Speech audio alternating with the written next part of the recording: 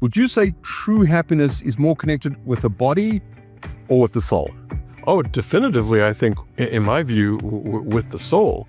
The body, I don't know, doesn't really have anything to do with happiness unless you're looking in the mirror and you're a gym rat and you think, oh, gee, I have a physique, I'm happy. No, I mean, that's all superficial. True happiness is with the soul.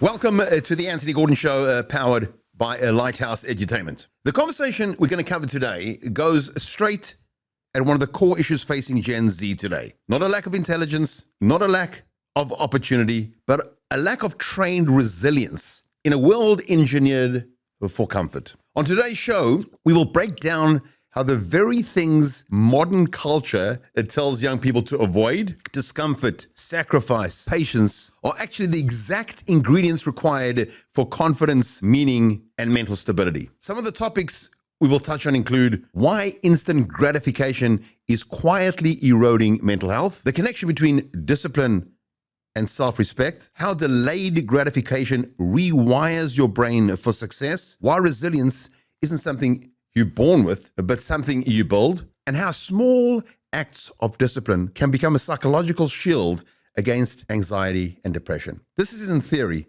it's a blueprint. At a time when Gen Z is facing unprecedented levels of anxiety, depression, and burnout, this episode offers something rare. Tools, not trends. Truth, not comfort. Because the reality is simple, and most people don't want to hear it. The life you want is on the other side of things you've been trained to avoid. And if you can master that, you don't just survive this generation, you lead it. So our brain stretch for this week's episode is slightly different, but I think it makes the point of the theme of today's episode. Here's the question: what is harder, lifting a heavy weight once or saying no to a temptation 20 times a day? Drop your answer below and we'll go through this before the end of the episode. Let's look at our famous acronym MDS: myth, dispel, and then superseded with a tool for your toolbox.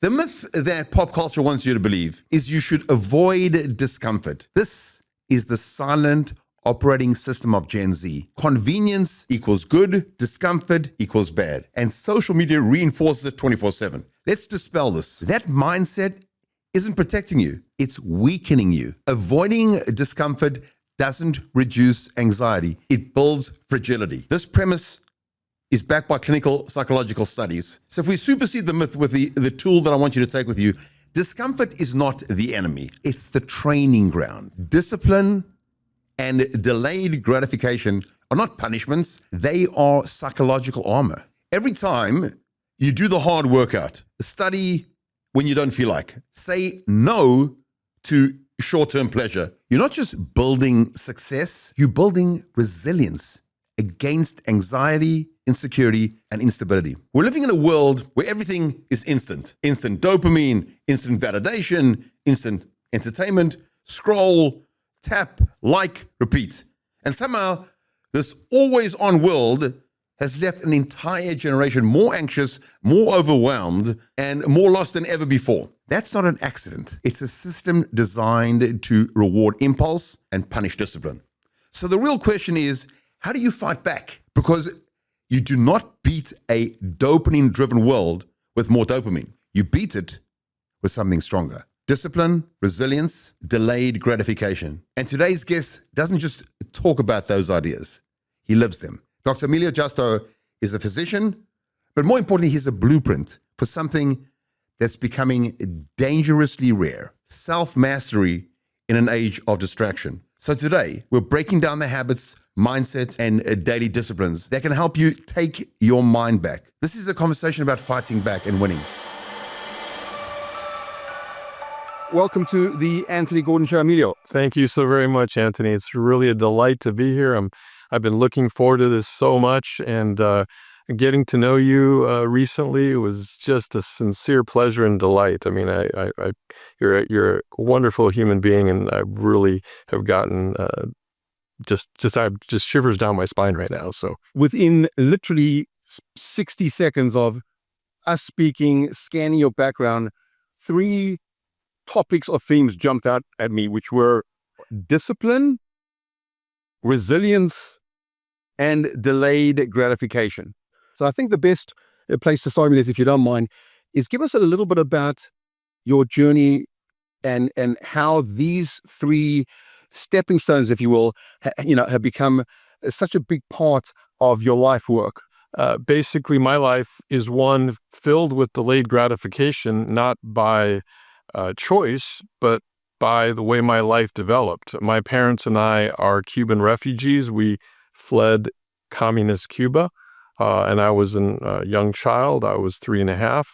And growing up in a foreign country with nothing other than the human spirit and my parents' courage and their own discipline, they took a huge chance at uncertainty, escaping the comfort that they had, looking for a better future. Really, for me, I'm an only child, but my life's journey has been one of delayed gratification and basically a discipline. I agree wholeheartedly that it's a cornerstone of what needs to happen in life today. And fortunately for me, it's something that just came naturally, because discipline is something, in my view, that is a behavior that can be learned, right? It's not a DNA thing. It's a behavior. Sadly, it seems that pop culture has tried to impart to this generation that pain is bad, as opposed to pain is the price you pay for greatness. There's no one that anyone listening to this podcast would look up to as a role model or someone that's changed their life that hasn't been through some tough times. So are we really raising a generation that's trained to avoid discomfort? And if it's not a quick fix, and if it's not easy, it's not, rather jettison than, hunker down and get through things, even if it's tough and even if it's painful. Yes, well, I think unfortunately we are now, not consciously, but not intentionally, but the unintended consequences that we are raising a generation that wants that instant gratification, that wants that quick fix, that wants that comfort. And I believe what happens is that when in today's generation, when they don't have that comfort, and then they face real life challenges, because in life, I don't care who you are, rich or poor, doesn't matter what your ethnicity or what your race. I mean, there are many challenges in life. I believe that is one of the big reasons why ultimately this generation, particularly the Gen Z generation, then ultimately succumbs to anxiety issues and depression issues and loneliness, and God forbid, even suicidal tendencies. So, this issue of comfort being a good thing, I think we're fooling ourselves, and we're fooling the young generation by indirectly telling them that comfort is good and we should strive for comfort. No, we should strive for meaning. We should strive for purpose. We need to embrace challenges and difficulty. It's that growth, Antony. We need growth in our lives. We need the discomfort to get us to the next level where we can achieve and then feel a sense of purpose and meaning in our lives. If the message is look for comfort, look for ease, how does that message result in millions of kids living with anxiety, depression, and suicidal ideation? When we're looking for the instant fix, the quick hit, the quick dopamine, we want everything immediately, whether it's delivered to us immediately, we want to react immediately. We have that novelty of scrolling and seeing different things, and we're partially living in this illusion that everyone else has it easy. When we have this, what I call a dopamine dysregulation, because the more of dopamine hits that we get, then it desensitizes us, right? I mean, in a normal person, you get a dopamine hit and you're on a temporary high, and that's okay, because we all do strive for that on occasion. But when it's a constant thing all the time, all day long, then it desensitizes us, and then our neural pathways are such that we become numb. I don't know if your audience has heard the term anhedonia, right? Anhedonia is basically a numbness to what we typically used to find enjoyment in. I don't want to put you on the spot, Amina, but if I say happiness and assuming it's binary, would you say true happiness is more connected with the body or with the soul? Oh, definitively, I think, in my view, with the soul. The body, I don't know, doesn't really have anything to do with happiness unless you're looking in the mirror and you're a gym rat and you think, oh, gee, I have a physique, I'm happy. No, I mean, that's all superficial. True happiness is with the soul. It's a deeper meaning. It's looking at our life, at our progress, at establishing goals that we're going to achieve, and having that discomfort along the way. Antony, you've got to have that discomfort. Anything that comes easy, I'm sorry, anything that comes easy does not bring true happiness, right? I don't play the lottery, but I read a lot of stories about lottery winners, right? And they win the lottery, and they're happy. They're happy for a moment, and then typically what happens? They end up blowing their money, giving it away, what have you. And then within a few short years, they're back to where they were when they started, because it's not true happiness. They didn't earn it. So I want to pivot. I would imagine someone like yourself is familiar with the work of Angela Duckworth, who's best known for her book Grit. How does a parent help flex the muscle of resilience and intestinal fortitude in their kid? Every single time the kid hits the inevitable bump in the road, there's an enormous knee-jerk reaction from quote-unquote helicopter parents, which is so harmful. Let me push my kid over the hill, and if the teacher calls and takes issue because my kid's been late, instead of sitting your kid down and saying, you're never going to get anywhere without discipline, they'll say the school is wrong. It would take, what chance do these kids have if the kids cannot do anything wrong? It's so counterintuitive. And I think that's one of the biggest problems of completely, as you well pointed out, spoiling our kids and not letting our kids fall and learn from getting up and forcing themselves to overcome the inevitable bumps in the road. Couldn't agree with you more. I mean, I think that development of grit, as you call it, or what I call resilience, is critical. And so, yeah, parents' intuition, right? We love our children. We want to make life easy for them. We want to provide for them. But the more we do that too much, we really do them a disservice that can really harm them forever. So it's important that you let your child stumble and navigate their own way through life and make their own mistakes, learn from those mistakes, get up and start over.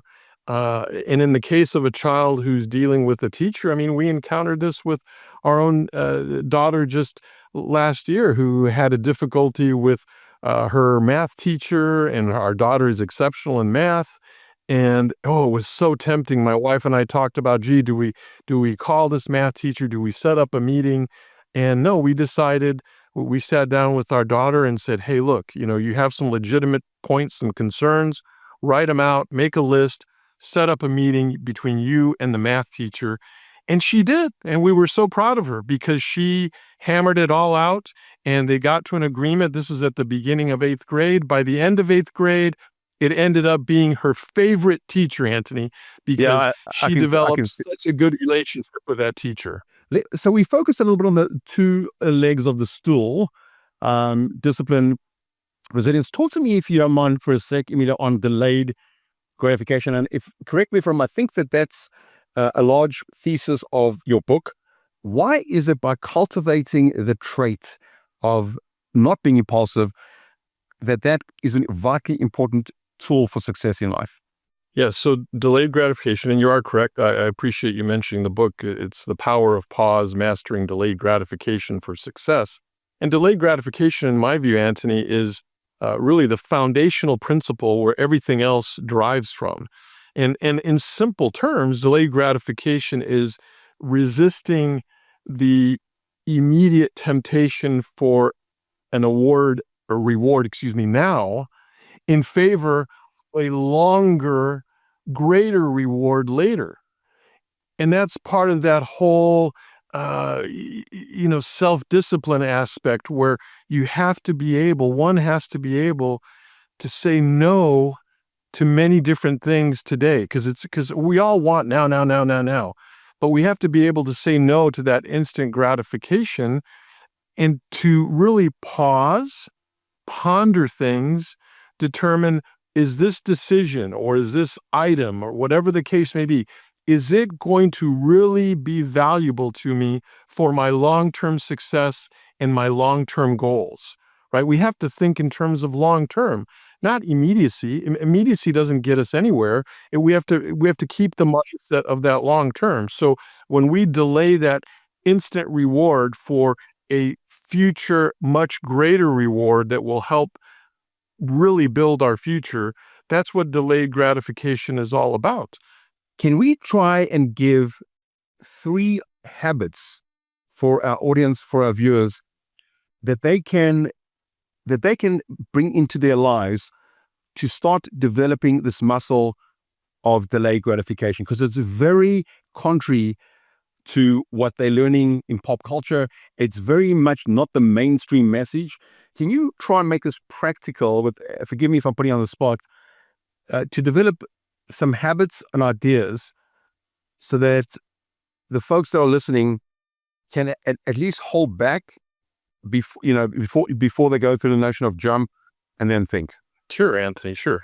So, well, first of all, I would just say the very first thing is when we start our day, when we start our morning, I think that early morning hours should be almost sacrosanct. We should resist the temptation for those immediate dopamine hits. We should not just turn to our phone, just wait 30 minutes, wait 60 minutes if you can even hold out that long, and just pause and set your mind on what needs to happen. Be intentional with your time, not reactive. When we're on our phone scrolling, we're being reactive. So that would be the first thing. The second thing I would say would be, to create a structure within our day. And that structure needs to include, setting some special time that's just work-intensive time. It could be an hour, 30 minutes, whatever the case may be, where you're not distracted, where you're not trying to multitask, whether you just have one thing in mind that you're trying to do. Third would be setting goals. And at first, we make them small as far as our short-term goals. And the reason for that, why? Because we want to be able to achieve them.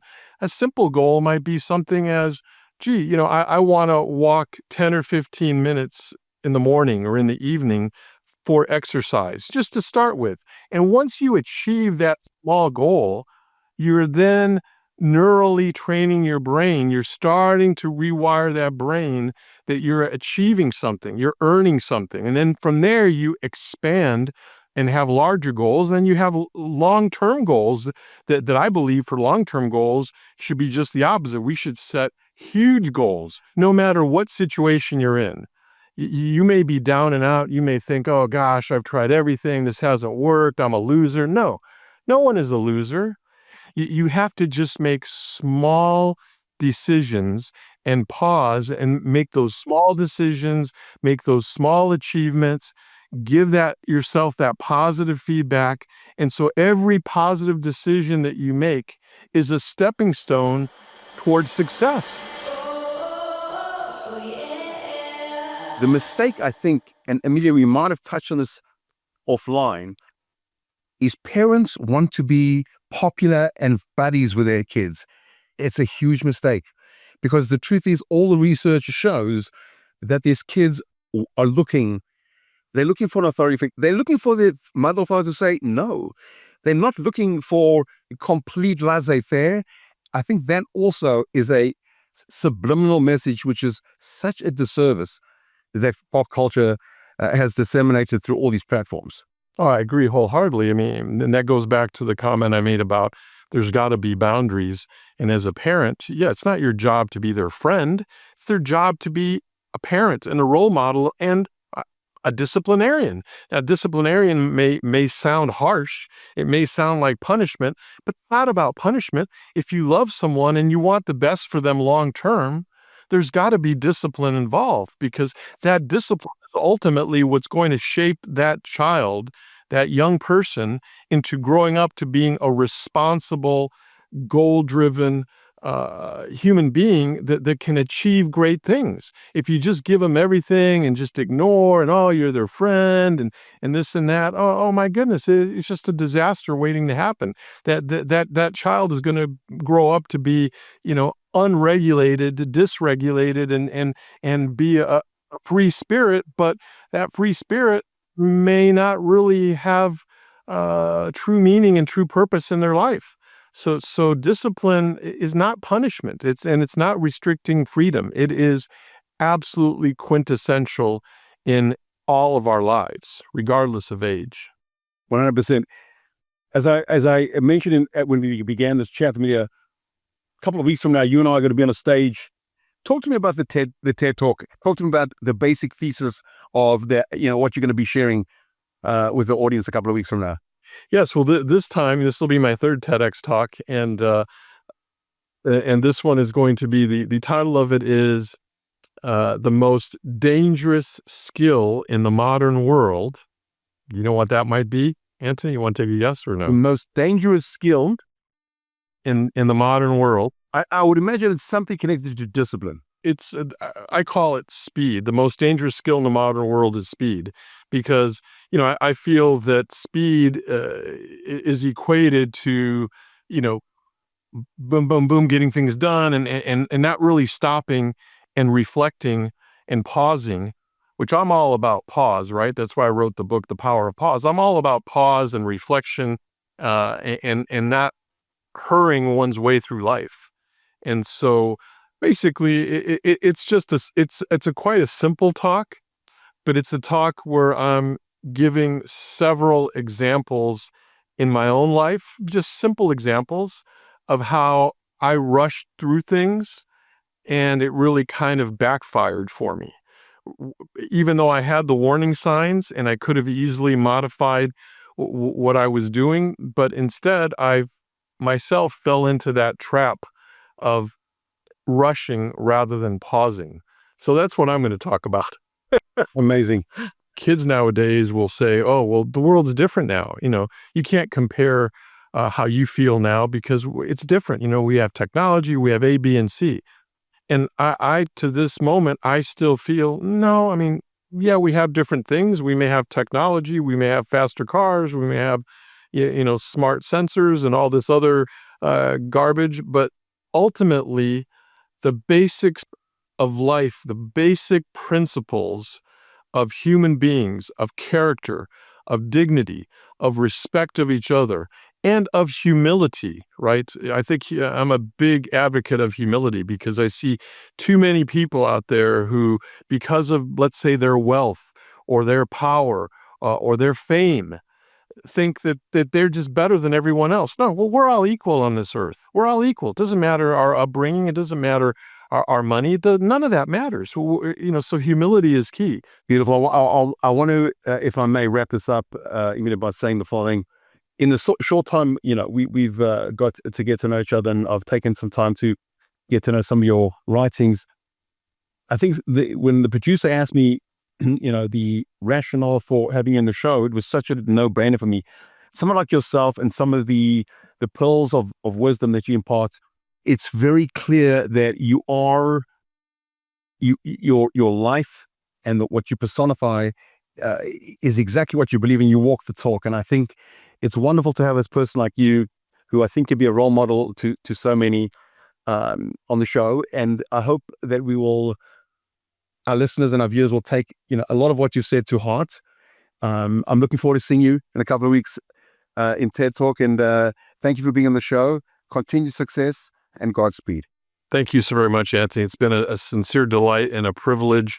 I look forward to seeing you face to face in 2 weeks, and let this journey continue, because I think that we can help so many of the younger generation out there that may feel lost, and we want them to know that we love them, we care for them, and that there is absolute 100% hope, and they can make true meaning out of their lives. I fully believe that. Thank you again for being on the show, Emilio.